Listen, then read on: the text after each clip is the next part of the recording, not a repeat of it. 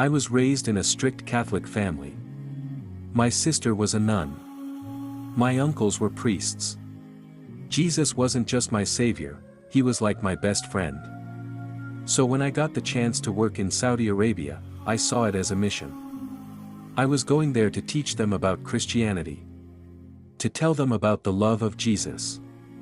But what happened next changed my life forever. Everywhere I went, I heard the adhan, the Muslim call to prayer. And it struck me in a way I couldn't explain. It was powerful. It shook my soul. Then someone handed me a copy of the Qur'an. I read Surah Maryam, the chapter about Mary. And I said to myself, none of this is in the Bible. But it felt right. I started asking questions, but the answers back home didn't make sense anymore. Why would God allow his son to suffer? Why does God die? It didn't sit right with me, even as a child. Then I watched a film called The Message about Prophet Muhammad. I'd never even heard of him before. But I couldn't stop thinking about it. When I told my family, they panicked.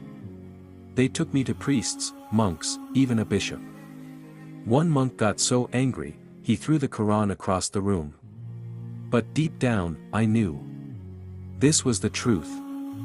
Then one priest, Father Tom, finally looked at me and said, even if the Pope himself tells you otherwise, you must follow what God tells your heart.